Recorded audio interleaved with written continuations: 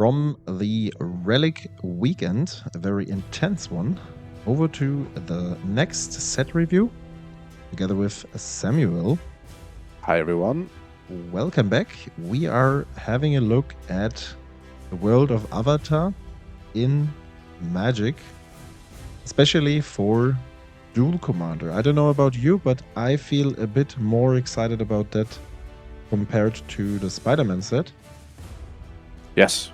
I mean, I have a much stronger, personal connection to the Avatar series. I've watched it a couple of times, and my sister is a big fan. And I think the Avatar universe is a very cool one. And as we can see, as opposed to Spider-Man, the kind of web slinging mechanic I feel is a little bit weirdly done. And here you have the earth bend, the water bend, the air bend, and the fire bend, and they're all mechanics that actually slot very well into Magic as a game, and they've done a great job designing the set, in my opinion. It's a little bit lower power level than something like a Final Fantasy, which I totally like. I have to be honest. Which I also like. I like not having, like, Felix and I, we've talked about it a couple of times.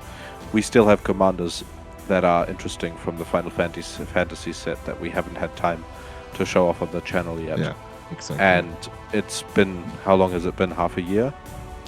Yes, it was summer this year, actually, yeah. Yeah, so... I totally share and that. From Spider-Man, I feel like there's not that much left to show. No, and we were actually that motivated, no, actually not motivated enough to even do like a review, because I don't know, we didn't really feel the set. We were kind of sad about the fact that we have something like this in the Magic universe, and in comparison now to the Avatar set, it's the Avatar set is just, it's a fantasy series, and it fits much better into Magic overall compared to the Spider-Man thing, which happens in New York. It's like with real human and all that, and I think this was one of the biggest criticisms regarding that.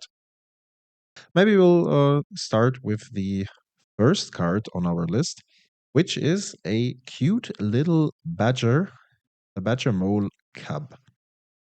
And I think this is, in terms of greater Magic, I think this is like the most or the second most hyped card of the set, because it's pretty strong. So it's kind of like it has a sort of Keenan ability and an Earthbend ability, while being a 2/2. So it puts 3 power on the board for its 2 mana, and also makes a mana dork that produces 2 mana.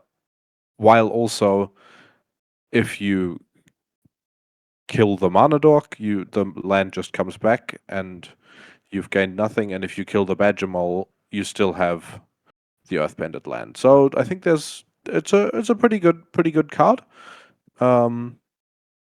It'll be interesting to see how this slots into decks. Maybe it finds a place in Keenan. I don't see it finding that much of a place in many of the traditional ramp decks. I don't think this is a Slimefoot card, but yeah, we'll see.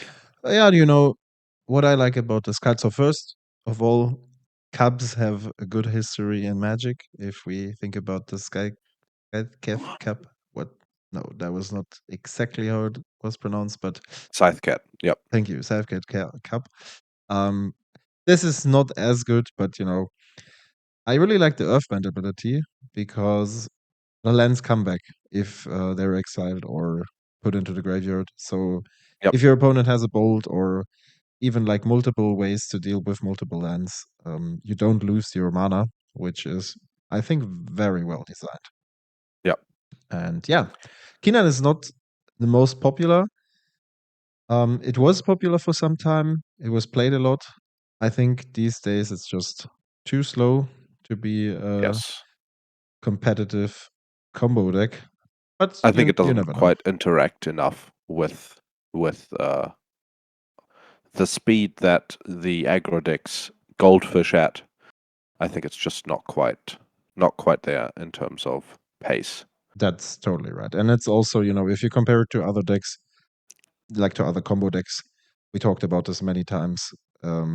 Most of those cards you play in a 99 also serve like a second purpose, could be played in a vacuum. That doesn't account for Nomad, for example, but it would account for Nadu, for example. And when you have a look at the Kina lists, there are so many pieces that are only designed around the combo, and apart from that, they don't really do anything. And I think that's like the biggest weakness. So if you want to play Simic combo, you probably go for Alexei's Lonus list instead. That he also played at the Relic Fest last weekend. But let's stick to Simic colors and switch to blue. Not quite. I have one more thing I want to mention about the Okay. card. Okay. That is so there's two explicit synergies. One is with Urza Saga that I think is pretty worthy to mention, because if you Earthbend in Urza Saga, and it gets to its final chapter ability, it just comes right back after its final chapter ability. Oh, true. Yeah. Takes to 2 again the next turn, and then so you have 2 searches with Urza Saga, and also if you Earthbend a fetch land, you can get 2 fetch lands with it. You can fetch 2 lands with it. Yeah. So this is, I think this is the most efficient rate that you can Earthbend at on like a relevant body. If this synergy is strong enough, this card might see quite a bit of play. I'm not quite sure how that plays out, but I think it's definitely worth testing. Yeah, I think that's an interesting one. I didn't think about it, but it's also because I've spent more time thinking about waterbending than earthbending, to be fair, because of the command zones, but we will get to that later. Yeah, interesting part here. Let's go over to another new blue card, which is Wan Shi Tong, the Librarian. There are actually 2 owls or birds, a CMC 5. We've chosen the CMC 2 card, which is a new upgrade for all the tempo decks in the 99, I would say, right? Yeah, I think this is probably the most powerful 2-mana flash creature that we've seen, flash flying creature that we've seen so far. Or in a while. There are a couple of very good ones, but yeah. I think this is better than the fairy mastermind. Yeah, but I would also depends. There will be situations where the opponent isn't searching their library much, but I think in most games it will happen.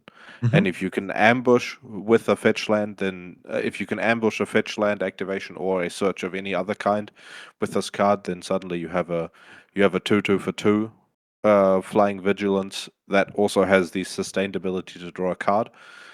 And as a commander, there are some effects that let you trigger this on its own.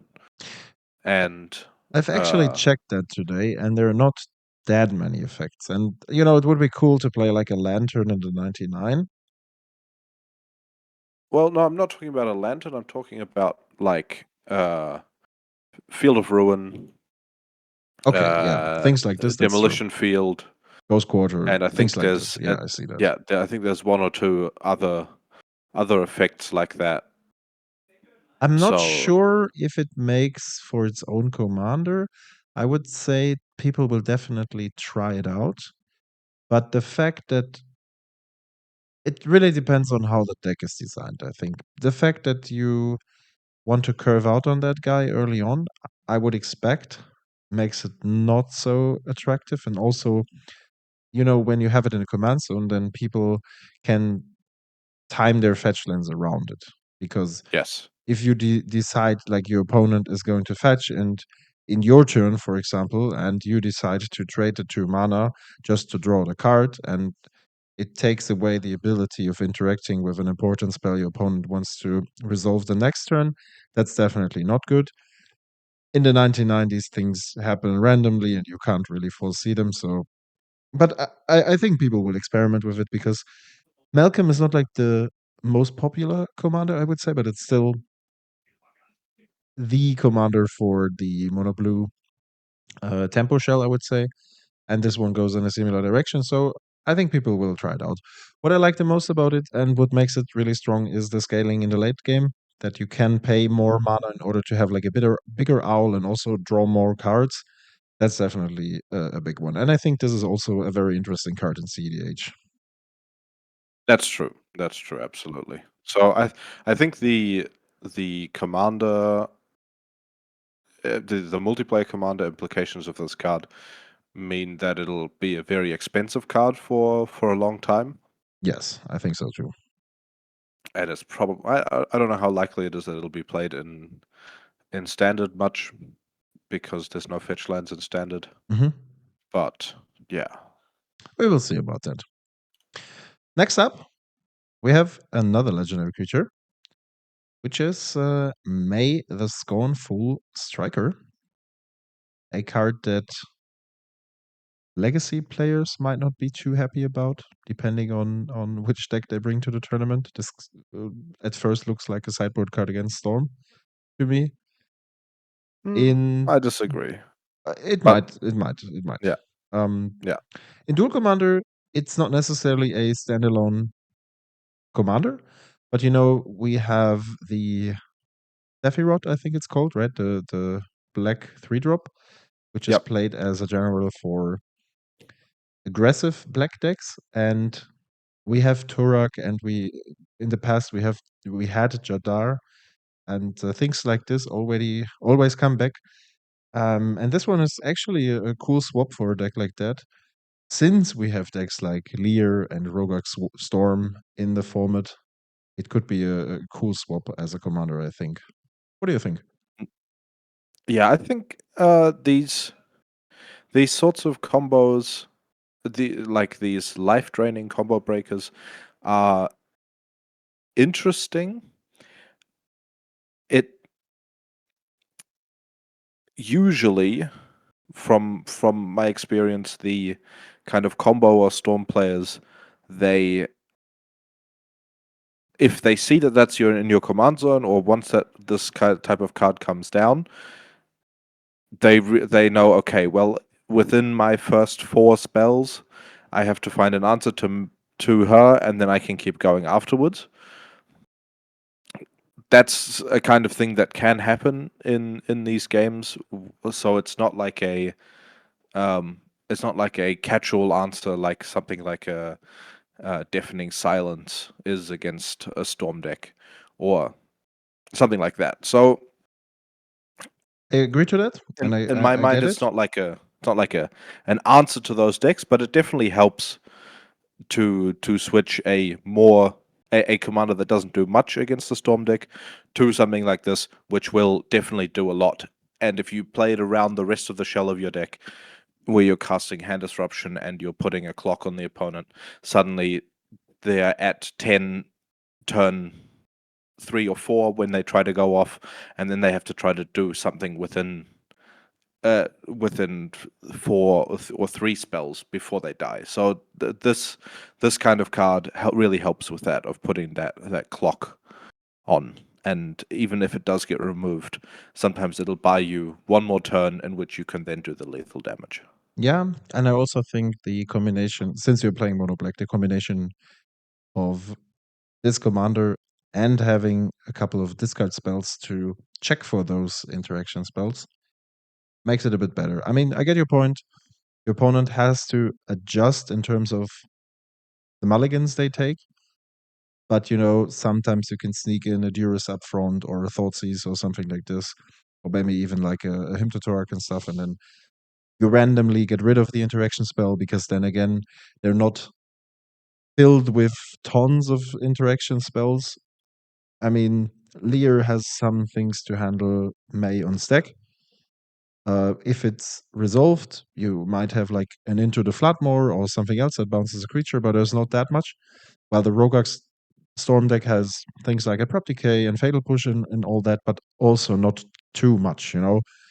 So I think it's an interesting one, and I put it on the list because right now it's not like mono black aggro is super popular or something, but maybe if in your local meta game Storm is very popular and you feel like, I'm a bit annoyed by that, maybe you can try to go in that direction if you still want to stick to the aggressive archetype. And yeah, you have a nice commander swap for your 99, I would say.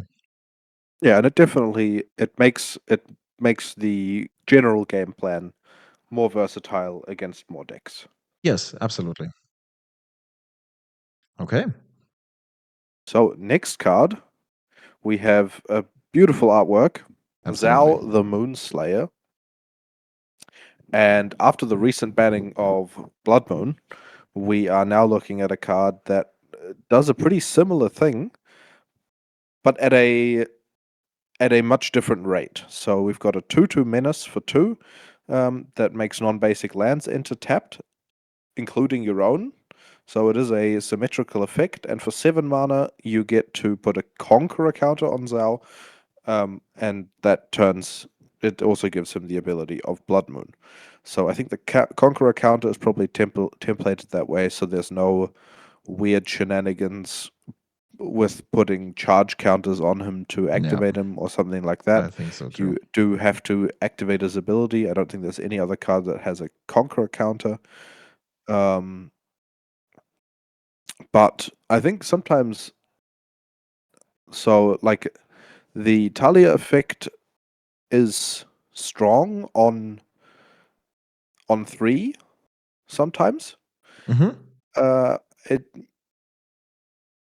if I remember correctly, and maybe now more with the Yoshi decks, but in the past there have definitely been decks that have been cutting Talia Guardian of Thraben. No, wait, no, she's Heretic Cathar. She's Heretic Cathar. Yep. That make so that effect on the 3 mana slot is not quite as good. On the 2 mana slot, it might be good enough. It does have to. You do have to take into account that it's symmetrical, Yeah, but also exactly. having a 2/2 menace for 2 is also something that in the past with Kari decks and stuff like that, only having to bolt 1 blocker and then being able to get in for free is pretty strong. So there might be situations where this guy slots into either red deck wins or even some Yoshi brews, or slots into red deck wins as a commander swap. Mm-hmm. Yeah, that's actually where I wanted to go. I think I don't see it that much in Yoshi decks because of the fact that those decks always run the monocolor producing legendary lands in order to have more triggers for Yoshi.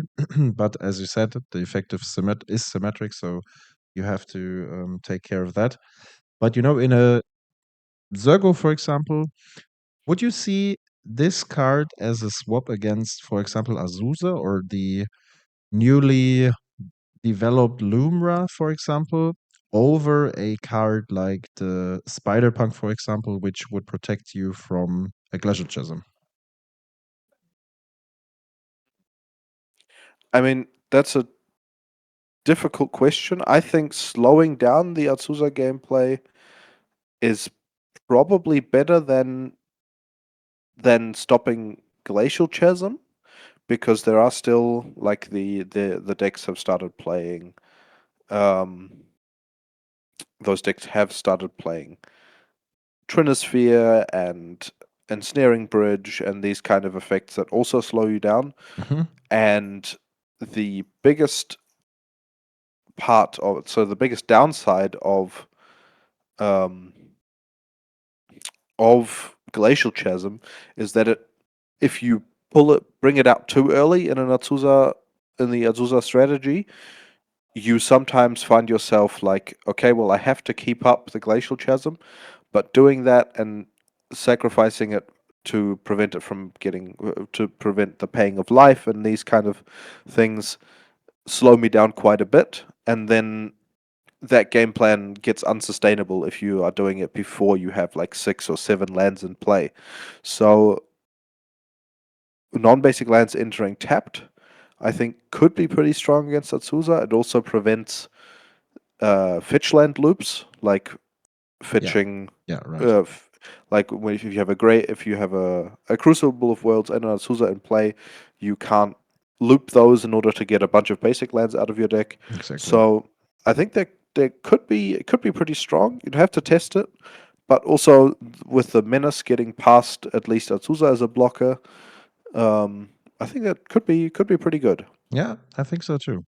And you know, if the foiling on the cards is cool, you have a nice watermark too. So let's see. Maybe it will impact the format in a way. I would expect players to experiment with that for sure. Okay, over to another card, which is a one that I put on the list more for like funky reasons, I would say. It's actually the Tiger Seal, a 1 mana vigilance, a 3/3 that you have to tap at the beginning of your upkeep. And whenever you draw your second card, you can untap it, which is not really the perfect card for Malcolm, since you draw your second card after you've dealt combat damage. But you know, I think there might be something in the future that could feature this card, like in a more aggressive strategy. Because when I saw the card, I wasn't too excited, but for some reason it reminded me to be in a similar spot as the Sleep Cursed Fairy. You know, that's also the 3/3 one drop that enters with the stun counters, and you have to either invest mana into stun counters to get rid of Yep. them, or like multiple upkeeps in order to just um trade the stun counters for your usually untap phase. And this one kind of reminds me of the card. And since the blue versions play lots of draw effects and cantrips and whatsoever, we see most blue decks more and more featuring things like Peak, for example. We have Consider, there's Opt, there are the usual Ponder, Brainstorm, Preordain things. The downside is that usually you want to play the instant speed ones at the end of turn of your opponent. Here, in order to use the effect, you would have to play them sorcery speed, which, you have to decide. Do you want to attack with the 3/3 cat seal, or you want to keep it tapped? So it's more like not a 2 series card for Duel Commander, but I think it was like a cool card design, and that's why I wanted to put it on the list. Also a card that interacts pretty well with, I don't know, we haven't got it on the list yet, but I just remembered it, and it might be a card that makes it into Malcolm or Octavia. It's the Waterbending Scroll, which has 6 mana tap, draw a card for 2 mana as a 2 mana artifact, and it costs 1 less for every island you control. So once you get to 5 islands, 4 or 5 islands, and after 6, you know, it's a pretty good card. That can also let you untap your Tiger Seal every True. round reliably. True. Okay, next up, another commander card on the list. It's Aang, the Swift Savior, a kind of a new Azurios Airtie, if you so will. So 3 mana, 2/3 flash flying that airbends a creature or spell. And just to remind everyone about the airbend ability, you're going to exile the card, and your opponent can replay them for 2 generic mana. And for Waterbend 8, you can transform the guy into a 5/5 reach trample that puts a 1/1 counter on all the creatures that are tapped on your side.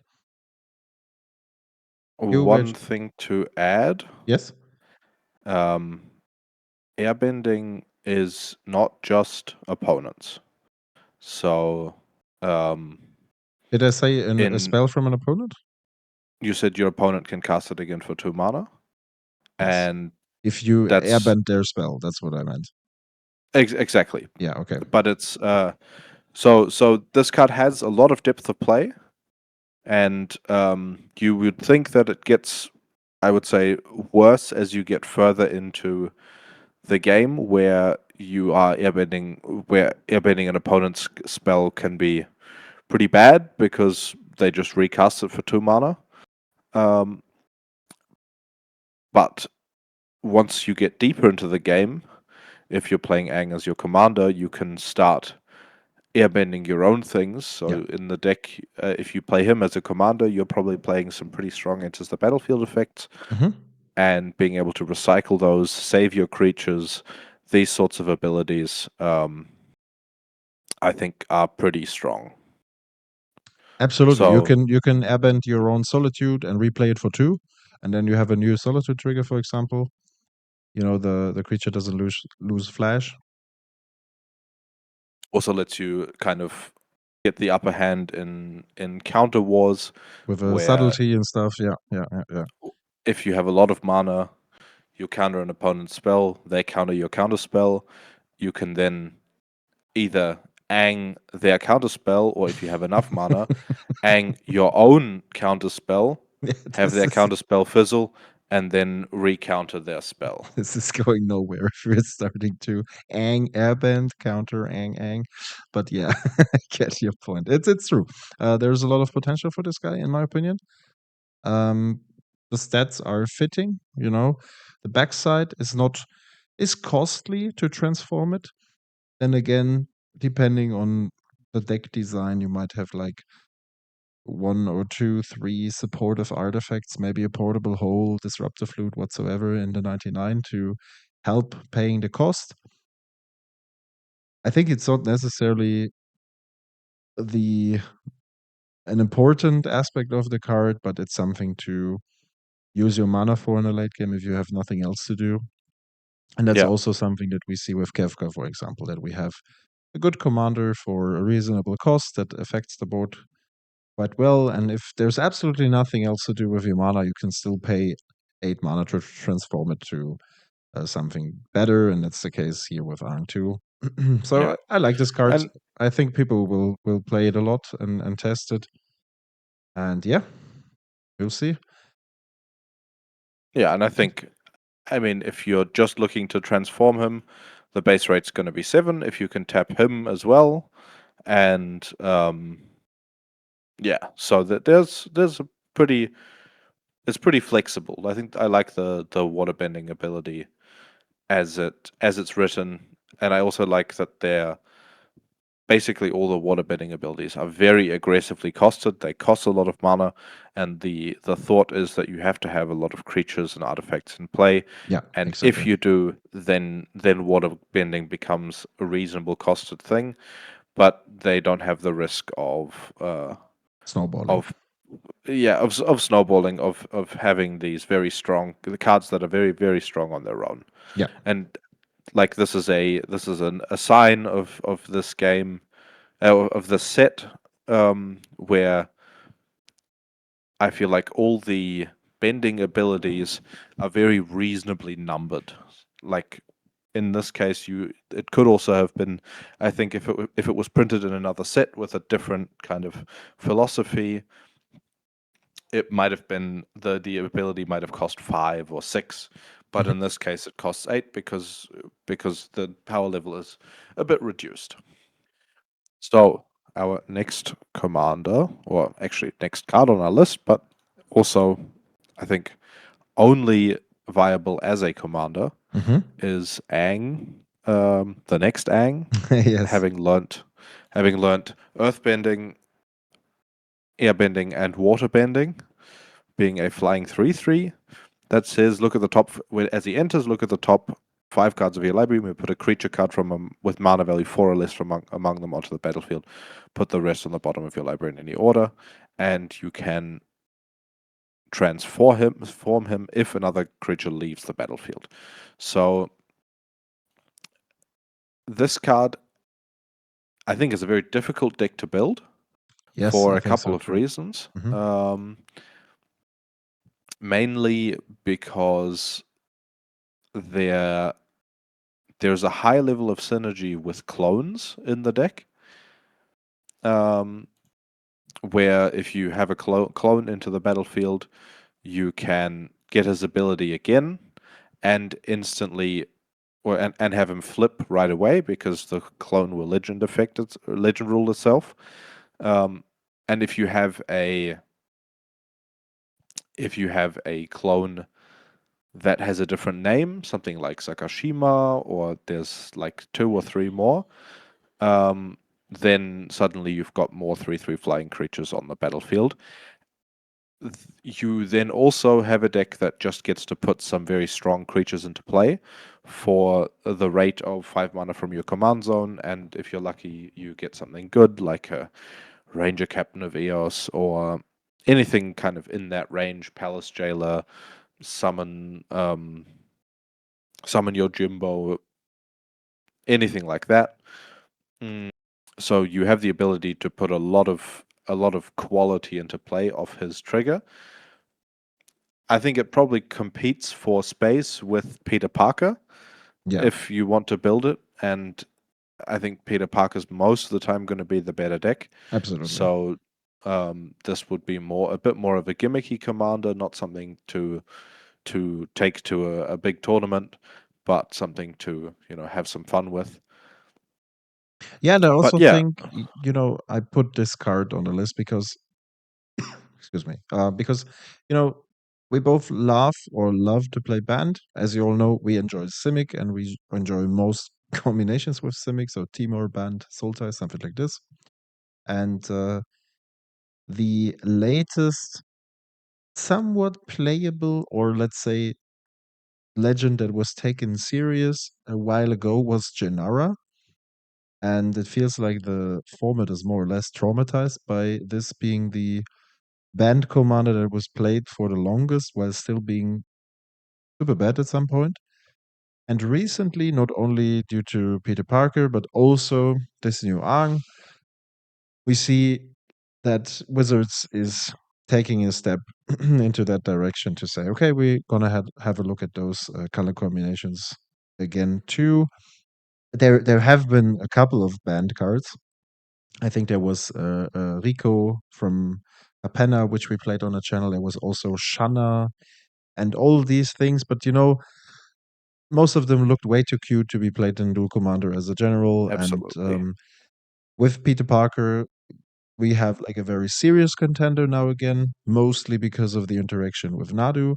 And here with Aang, we just see, okay, this is for example much more playable. Although it's a 5 drop, it's much more playable than the cards that we've been given within the last 3 years or something. So, and this guy, you can make some things with ephemerate and essence flux and stuff like this to bring it back and also trigger him at the same time.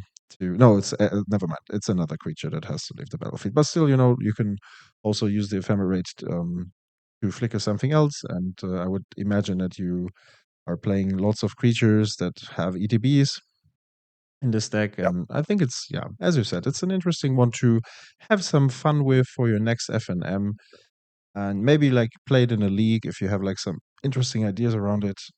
Probably nothing for the next 260 what so players event, but yeah, I like to see this. And if we talk about the commander cards from the set, I think this belongs to the more interesting ones amongst all of them. Yep. Okay, next up, we have a look at one land of the land cycle that came in with this set. I think it's actually the only one that is playable. It's Agna Qel'a. I don't know the reference. You might know better. It's the I mean, if I can unpack what happens there, but No. it's just it's a town Okay, in fair. or a city, the water bending fortress in the south All right. of the planet, I see. That, where that that's that's already enough for a most girl people. gets turned into the moon. Okay. Yeah. Yeah, I think the effect is not too crazy, but um, a mono blue deck or maybe like a two-color deck does run a good chunk of basic lands, so it's not unlikely that this land comes in untapped. And I mean, a loot effect for 4 is costly, but back then we've played Castle Ventress, which was a Scry 2 for 5 mana. And no, like, I mean, I assume the the reason this is so costly is mostly because it's designed for standard. And if this effect would be much cheaper, it would generally be much better. But also in the light of the standard format, you have to think about how much mana an ability like this costs. Yep. But I actually think it goes in a better direction than the previous selection land effects we've seen. And yeah, as I said, in a control deck, this could definitely see some play. Not so much in Atraxa, I would say, or Tivit. I would not be. Yeah, I would be surprised if Tivit or Atraxa runs them. I think if the requirement would be to have like an island in play, it would be possible. Not so much with a basic land. What's your opinion? Yeah, I mean, I think this is a very safe land cycle. There isn't much there. The effects aren't very new, like the white one putting a +1/+1 counter on every creature you control, the black one making a 1/1 that can't block or be blocked by non-spirit creatures.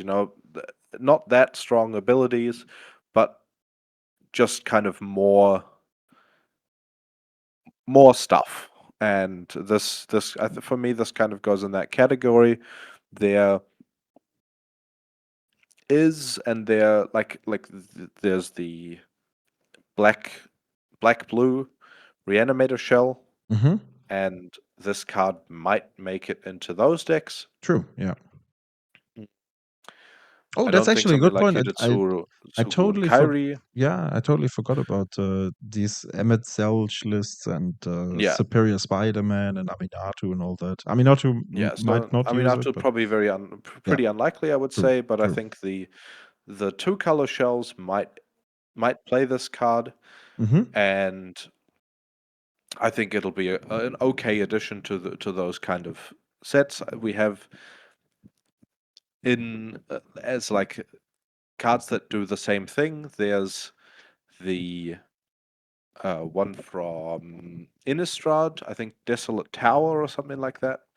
That does it for Izzet and a colorless. Mm-hmm. Yeah. And there's Desolate Skyreach Lighthouse. Sanitarium, Desolate Lighthouse. And there's Skyreach Sanitarium that does it for 2, but also gives it to your opponent. Yeah. And this card is it's not like a very good rate, but it's something that you might that is good to have in your lands toolbox. True. You meant Gaia Reach Sanitarium, right? Yeah. The colorless What did one. I say?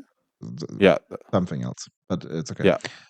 Yeah, that's true. When I saw the cut, I was also thinking about the Sanatorium because in some decks back then, 5 years ago, when I enjoyed playing Leovold, it was actually good to pay 3 mana to have like a symmetric draw discard effect in order for your opponent to tax them with the Albiture Leovold kind of effect, But this one is obviously much better, simply because it produces color and it's not a symmetric effect. If That's you don't have Leovold in your command zone. exactly, yeah. Yeah, yeah. That's yeah. But Leovold is not like a popular choice anymore, because there are still a couple of passionists that run the deck every now and then, but usually it's not the go-to for most tournaments, I would say.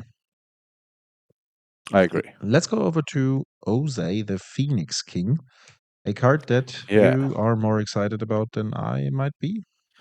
Mm, I wouldn't say I'm excited about this card. I suggested it because looking at it, I think it's a card that has the potential to end up in.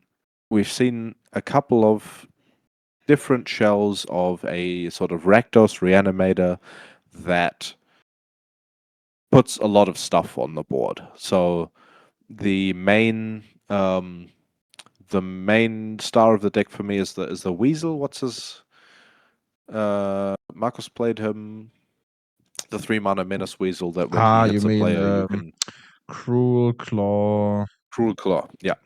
Is it called the Cruel So Claw? Yeah, something like this. I think Yeah, that's what it's called. yeah, Yeah. might be. So this is sort of a card I think that fits into this shell.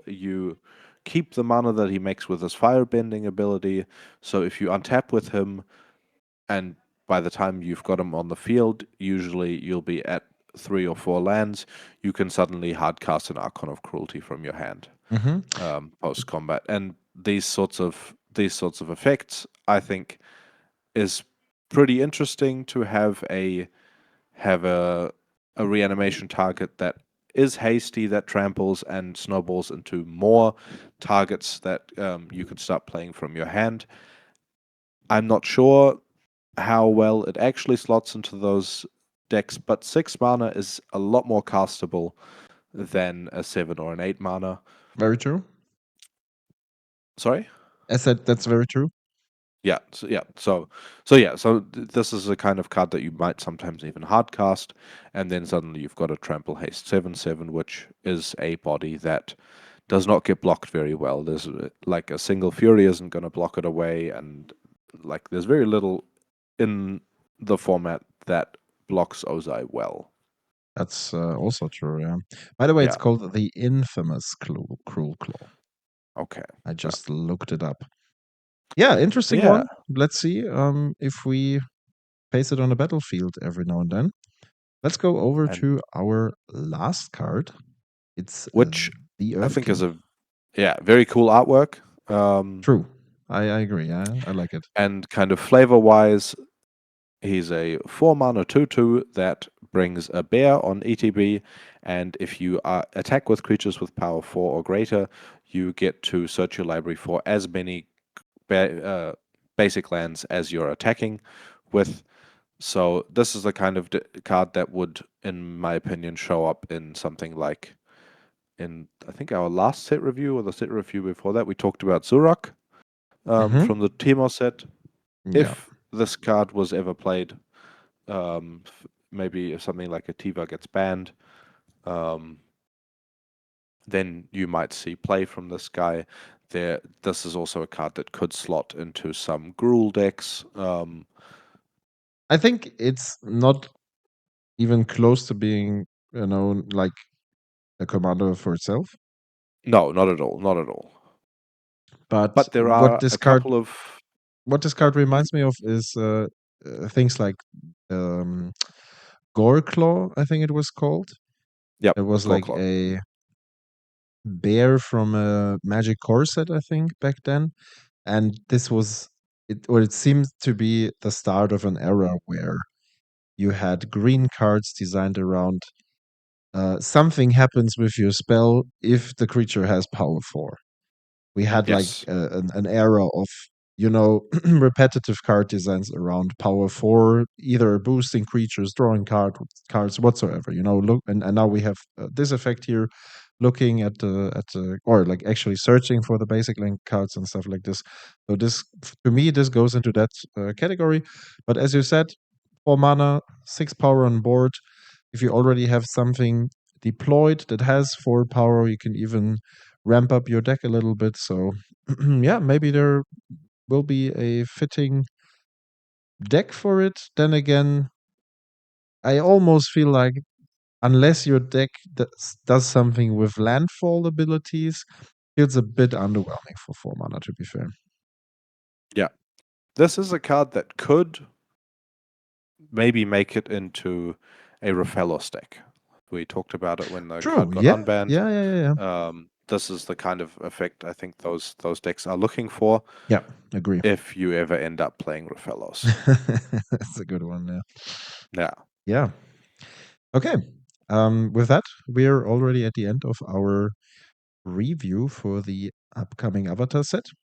I hope you liked the choices we talked about. Most of those cards, in my opinion, are pretty obvious, so to say. Like the badger, for example, the owl or the bird, things like this. We will see it. And when when the cards were spoiled, people are like, "Yeah, okay, we're hyped for that." Others are a bit more flavorful, I would say, and might see play, might not see play. As it's always the case, there are a bunch of cards.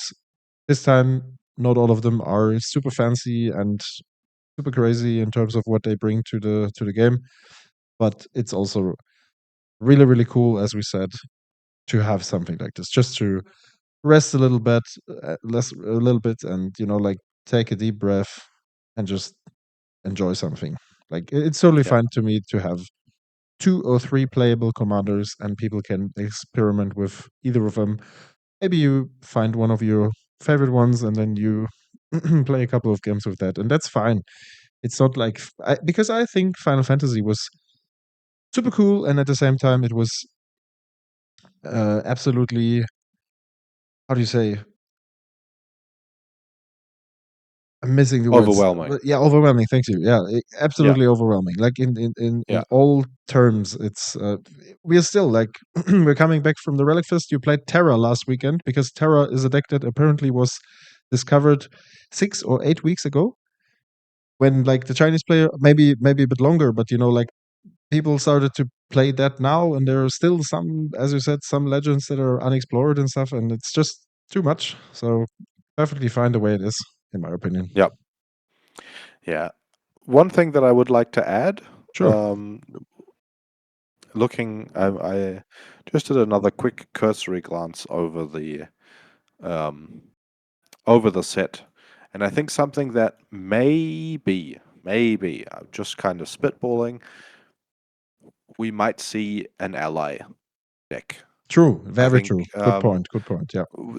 ally cards have had some support in the past, Hmm. and this deck puts out a whole lot of ally support, and maybe we see a couple of cards. Maybe we see a Tazri in the Yeah. command zone. Yeah. That Yeah. Yeah. might be a bit too slow, but there are some pretty strong ally synergies. We've got some cards like a Harabaz Druid that makes mana for every ally you have, that can get pretty strong, and there's also, in my opinion, there's still there still could be a humans deck that that could exist in Duel Commander, where we've got some pretty strong human synergies, and a lot of the allies are humans. So this could be something where suddenly we see people playing Ethervile and Duel Commander again and putting a bunch of allies and humans into play. Would Not be sure cool. if that actually will happen. I'm pretty skeptical, but maybe. Yeah, that's right. I mean, it would be cool. Then again, personally, I was or am more rooting for quite some time already for the party thing to come back, because I think like the party creature aspect was quite a cool feature, and also because wizards, rogues, what else was it? Clerics, and what was the fourth? I'm missing the fourth, but Wizard, rogue, cleric, and warrior. warrior, right? Are quite common as creature types in Magic, and I remember, just because you said, or you talked about Tazri, we had the other Tazri as Yes. a substitution for a devoted root deck back then, during the time in which Brassios was actually banned. We had the cool Tazri deck that we put together with the devoted root combo and this Naga cleric, of which I forgot the name, but it was from Amonkhet, I think, that lets you cast creature spells for or tap the mana equal, or tap the Vis- mana. How's it called? do you mean Ooh, Vizier of the Menagerie? thank you. This is the one. This is the one. Yeah. It lets you tap mana in any color. Put Jesus mana of Christ. any color to Thank to you. cast creature spells. Yeah, my voice is still a bit Yeah. cracked, so So I'm having troubles. yeah, But yeah, infinite mana into all your creatures. Yep. now the way it was designed was, you have devoted druid, you search for the Naga, you cast the Naga because apparently you only have green mana, and I can link the video if you're interested in that. But Then you cast a Naga, and then you can find the Spellseeker, and the Spellseeker will find finally. Because apparently, Yeah. due to the Naga, you can cast the Spellseeker even if you only have green mana, and finally only costs green mana. This was a cool deck, and I really enjoyed playing with this party tribe, which also kind of reminded me of the ally tribe, and Yeah. that's why I can see that it would be cool to have something like this in the format. Although I'm a bit skeptical about whether or not it would be competitive enough, but yeah, let's see. I would say we wrap it up. Thanks a lot for tuning in, guys. And I think we will hear each other, see each other, talk to each other in our upcoming recap of the Relic Fest 2025. Yes, we're very much looking forward to recording that. We had Yeah. a great time, and Lots I kept of notes this time. I think last time I didn't keep notes. This time I did keep notes. Yeah, that's great. So We have lots of yeah. things to share with you. It was an awesome event. And yeah, definitely don't miss out on that. With that being said, thanks for tuning in. I'll see you next time. Thanks for tuning in, and see you next time. Bye bye. Bye bye.